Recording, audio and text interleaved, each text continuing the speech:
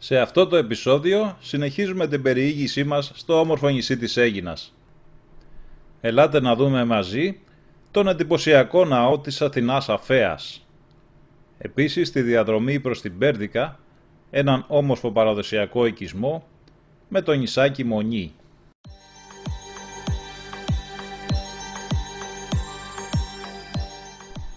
Από την Αγία Μαρίνα σε κοντινή απόσταση συναντάμε το ναό της Αθηνάς Αφέας. Βρίσκεται σε μια πολύ όμορφη περιοχή μέσα στα Πεύκα με υπέροχη θέα στη θάλασσα. Είναι δωρικού ρυθμού και είναι χτισμένος από τοπικό πορόλιθο. Βρίσκεται σε πολύ καλή κατάσταση αφού σώζονται 24 από τις 34 συνολικά κολόνες του ναού. Έχει χτιστεί το 480 π.Χ.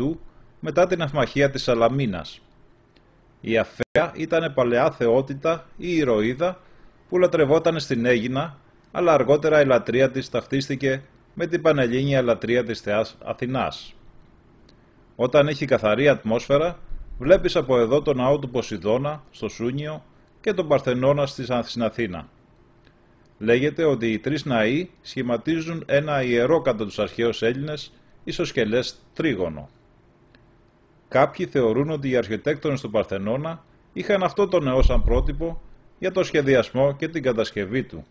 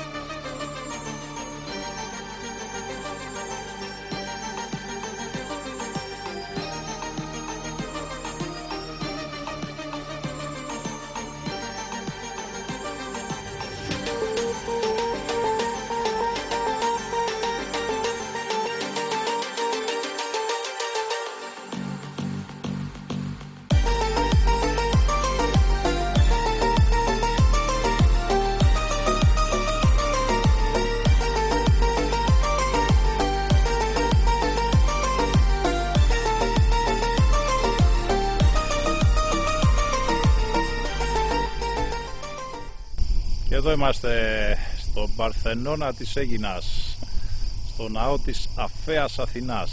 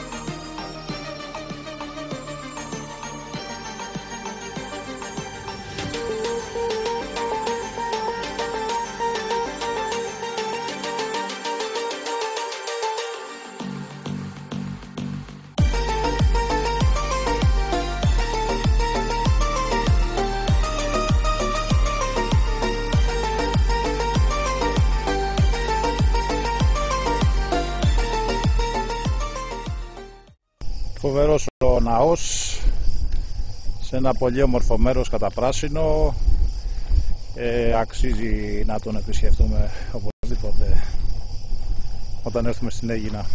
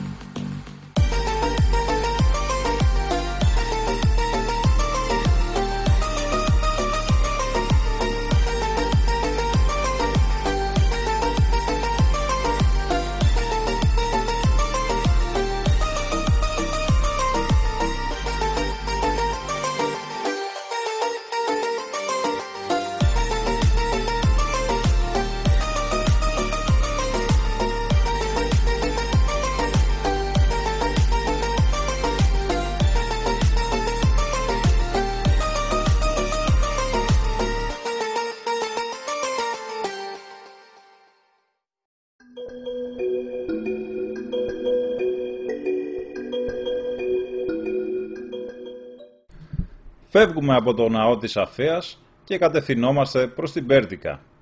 Διασχίζουμε κάθετα το νησί και φτάνοντας στην πρωτεύουσα πηγαίνουμε νοτιοδυτικά προς το κάτω μέρος. Ακολουθούμε τον παραλιακό δρόμο για 9 περίπου χιλιόμετρα, περνώντας τον όρμο του Μαραθώνα και συνεχίζουμε για την Πέρδικα. Η Πέρδικα είναι ένας παλιός παραδοσιακός οικισμός, κτισμένος γύρω από το λιμάνι της. Παλιά, οι κάτοικοι του ασχολούνταν αποκλειστικά με το ψάρεμα. Κύριο χαρακτηριστικό του οικισμού είναι τα μικρά σπιτάκια με τις αυλές που επικοινωνούν μεταξύ τους. Τα κατάλευκα αυτά σπίτια με τις αυλές τους γεμάτες λουλούδια παραπέμπουν σε κυκλαδίτικη αρχιτεκτονική. Η μία πλευρά της Πέρδικας είναι όλη ένα πλακόστρωτο ή περιψωμένο μπαλκόνι πάνω από τη θάλασσα. Στη σειρά, στο πεζοδρόμιο υπάρχουν ταβέρνες γνωστές για τα φρέσκα ψάρια και τα θαλασσινά τους, ακόμα ουζερί, μπαρ και καφετέριες. Ο υπερυψωμένος πεζόδρομος, στον οποίο υπάρχουν τα μαγαζιά, συνεχίζεται με παγκάκια ανάμεσα σε φοίνικες. Κατεβαίνοντας, βρίσκουμε την όμορφη βραχώδη παραλία με πεντακάθαρα νερά.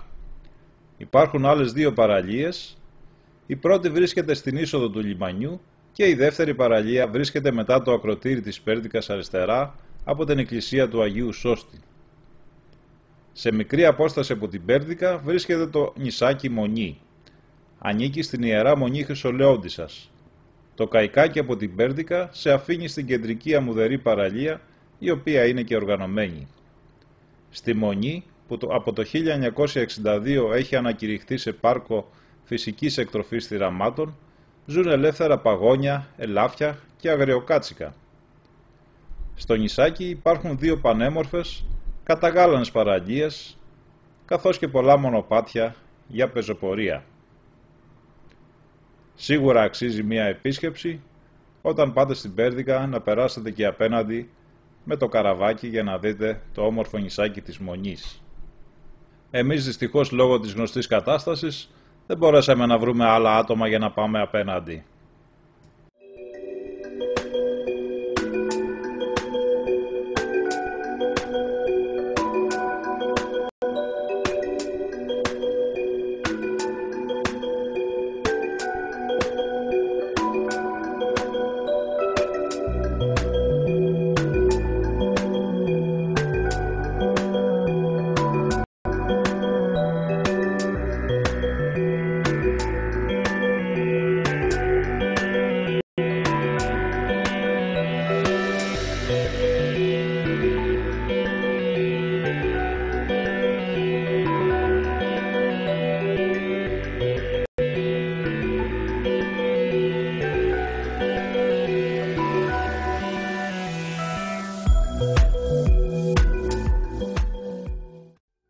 Εδώ είναι η Πέρδικα, αυτό το χωριουδάκι έτσι ονομάζεται.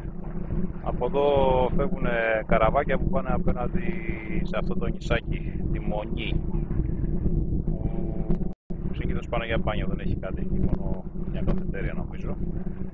Και πρέπει να έχει και κάποιο οίκημα που είναι μετόχοι της Μονής Χρυσολεόντισσας, γι' αυτό ονομάζεται και έτσι.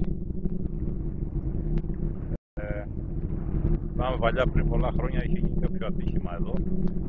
Είχε πέσει κάποιο κρυσκράφ πάνω σε ένα από αυτά τα καραβάκια που μεταφέρανε τον κόσμο και το έκοψε στη μέση. Και είχαν πνιγεί πολλοί άνθρωποι τότε. Εδώ σε αυτό το στενό που πάει από την Πέρδικα στη Μονή.